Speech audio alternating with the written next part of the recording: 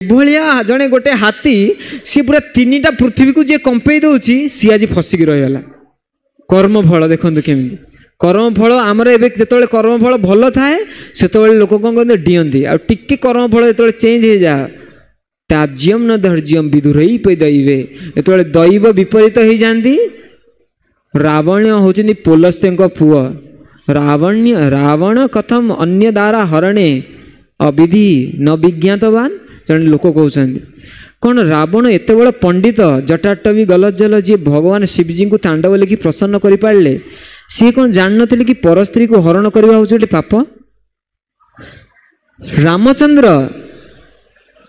जे स्वयं भगवान सी कौन जान नी कि सुनार हरिण बोली ए दुनिया रे कि नाही किछि नाही किंतु तांको द्वारा एत बड़ भूल हेई केमिति गला।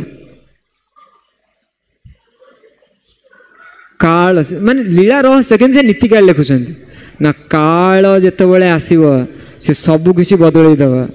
पिता जस्य अर्जुन पिता जस्य अर्जुन जहाँकर बापा अर्जुन थिले तातः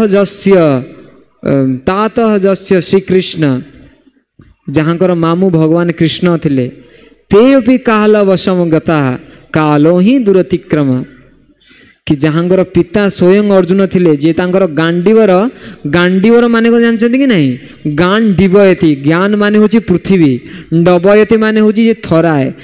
अर्जुन जेतेबेले गांडीवर सर निक्षेप करुथिले से गांडीवर जो साउंड होतिला से साउंड रे पृथ्वी कंपी जाउथिला। तो एते बड़ शक्तिशाली पिता माने एते बड़ शक्तिशाली लोक जहाँकर बापा थिले आउ जहाँकर मामू निजे भगवान कृष्ण थिले सेई भलिया अभिमन्यु आज काल बसरे आसिक मृत्यु हो गला। कालो ही दुरतिक्रम आज आम काल भल अच्छी समय भल अच्छी बोली आम आज डेऊचे केतबेले काल विपरीत हो पुणी थे आमर कौन पतन आमर पूरा भाग्य चेंज हो। तो सही कथा से कहते कि गजेन्द्र एते शक्तिशाली थिला किंतु एबे समय आसी पहुँचला कि कुंभीर ग्रास कले से किछि करि पारुनी